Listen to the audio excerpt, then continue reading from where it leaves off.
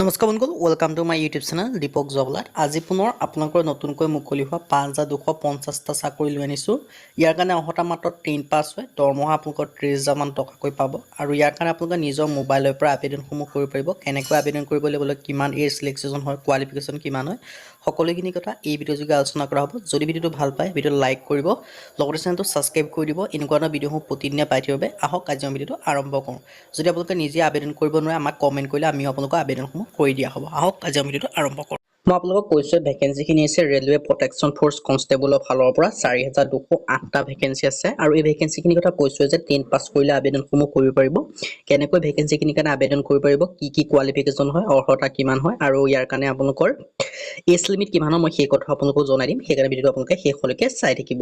ইয়াত আপোনালোকে দেখিব পাৰিছে ভেকেঞ্চিখিনি হৈছে ministry of railways. Last date দেখিছে 14/5/2024 মে' মাহৰ 14 তাৰিখলৈকে আপোনালোকে ভেকেঞ্চিখিনিৰ কাৰণে আবেদনসমূহ কৰি ল'ব পাৰিব। মই আপোনালোকক পোনপ্ৰথমে লাষ্ট ডেটটোৱে কৈ দিছোঁ, মে' মাহৰ 14 তাৰিখলৈকে এই ভেকেঞ্চিকেইটাৰ কাৰণে আবেদনসমূহ কৰিব পাৰিব। আৰু আপোনালোকৰ এই ভেকেঞ্চিকেইটাৰ কাৰণে এপ্লাই অনলাইন যোগে, মানে আপোনালোকে নিজৰ মোবাইলৰ পৰা এই ভেকেঞ্চিকেইটাৰ কাৰণে আবেদনসমূহ কৰিব পাৰিব। কোনো আপোনালোকক ক'তো যোৱাৰ প্ৰয়োজন নাই, মাত্ৰ নিজৰ মোবাইলৰ পৰা এই ভেকেঞ্চিকেইটাৰ কাৰণে আবেদনসমূহ কৰি ল'ব পাৰিব। আৰু ইয়াৰ কাৰণে আপোনালোকে দেখিব পাৰিছে প্ৰথম যিটো ভেকেঞ্চি হৈছে কনষ্টেবল এক্সিকিউটিভৰ ভেকেঞ্চি আছে। ৰেলৱে প্ৰটেকশ্যন ফ'ৰ্চ RPF, ইয়াৰ কাৰণে আপোনালোকৰ ভেকেঞ্চি আছে 4,208টা। আৰু মেল কেণ্ডিডেটৰ কাৰণে আছে 3,577টা। আৰু ফিমেলৰ কাৰণে আছে 631টা। আৰু পে লেভেলসমূহ আপোনালোকক দিয়া হ'ব 7 পে কমিশ্যনৰ আণ্ডাৰত 21,700 টকাকৈ আপোনালোকৰ ফাৰ্ষ্ট টাইম ষ্টাৰ্টিং চেলাৰী হয়। লগতে আপোনালোকে যিটো 21,700 টকাকৈ আপোনালোকক চেলাৰী দিয়া হ'ব, তাৰ লগত আপোনালোকৰ যিটো গ্ৰেড পে থাকিব, লগতে অন্যান্য যিসমূহ এলাউন্স থাকে সেইখিনিও যোগ হ'ব। টোটেল আপোনালোকৰ 25,26,000 মানকৈ দৰমহা পাব। আৰু এডভাৰটাইজমেণ্টৰ নম্বৰটো দেখিব CEN.nong.rpf.02/2024। আৰু ইয়াত আপোনালোকে এটা হেল্পলাইন নাম্বাৰ দিয়া আছে ৰেলৱে বিভাগৰ পৰা, আপোনালোকে সুধি মেলি গোটেই টেকনিকেল ইছ্যুখিনিও চাব পাৰে। এইকেইটা আপোনালোকৰ ফোন নাম্বাৰ দেখিছে, আপোনালোকৰ ৰেলৱে বিভাগৰ ফোন নাম্বাৰ হয়।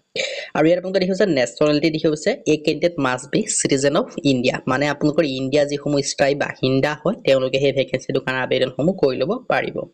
আৰু এজ লিমিট দেখিব পাইছে 18 পৰা 28 বছৰৰ ভিতৰত 1 জুলাই 2024। আপোনালোকৰ বয়সসমূহ 18 পৰা 28 বছৰৰ ভিতৰত হ'ব, কিন্তু আপোনালোকে এজ ৰিলেক্সেশ্যনসমূহ পাব, সেই কথা মই আহি আছোঁ। তাৰ আগতে কৈছোঁ যে এই বয়সসমূহ 18 পৰা 28 বছৰৰ ভিতৰত হ'ব লাগিব। আৰু আপোনালোকক বয়সসমূহ গণনা কৰা হ'ব 1 জুলাই 2024, মানে আপোনালোকৰ জুলাই মাহৰ 1 তাৰিখৰ ভিতৰত 18 পৰা 28 বছৰৰ ভিতৰত হ'ব লাগে। কিন্তু আপোনালোকে এজ ৰিলেক্সেশ্যনসমূহ পাব কেটেগৰী ৱাইজ। SC/SC কাৰণে 5 বছৰ, মানে SC/SC যিসমূহ কেণ্ডিডেট আছে তেওঁলোকে 33 বছৰ বয়সলৈকে আবেদন কৰিব পাৰিব। আৰু OBC কেণ্ডিডেটৰ কাৰণে 3 বছৰ, মানে তেওঁলোকে 21 বছৰ বয়সলৈকে আবেদনসমূহ কৰিব পাৰিব। আৰু মেডিকেল ফিটনেছসমূহ হ'ব লাগিব, মেডিকেলি ফিট হ'ব লাগিব। আৰু এডুকেশ্যন কোৱালিফিকেশ্যন বেচিছে মাত্ৰ 10 পাছ। যদি আপোনালোকে 10 পাছ কৰি থৈ দিছে, তেতিয়া আপোনালোকে ভেকেঞ্চিটোৰ কাৰণে আবেদনসমূহ কৰিব পাৰে। আপোনালোকৰ বৃহৎ সুযোগ হয়, 10 পাছ কৰিলে আপোনালোকে এই ভেকেঞ্চিটোৰ কাৰণে আবেদনসমূহ কৰি ল'ব পাৰিব। আৰু ইয়াত আপোনালোকে দেখিছে কেণ্ডিডেটসমূহে এপ্লিকেশ্যন ফিজো পে'মেণ্ট কৰিব লাগিব। যিসমূহ SC/ST কেণ্ডিডেট আছে তেওঁলোকে 250 টকাকৈ, ফিমেলৰ কাৰণেও 250, এক্স ছাৰ্ভিচমেনৰ কাৰণেও 250, মাইনৰিটিৰ কাৰণে 250, ইকনমিকেল বেকৱাৰ্ড ক্লাছ মানে EWS কাৰণেও 250, যিসমূহ আদাৰ্ছ কেণ্ডিডেট আছে, আদাৰ্ছ মানে অনলি জেনেৰেল আৰু OBC যিসমূহ আপোনালোকৰ মেল কেণ্ডিডেট আছে তেওঁলোকৰ বাবে 500 টকাকৈ পে'মেণ্ট কৰিব লাগিব। বাকী সকলোৰে বাবে 250 টকাকৈ হয়।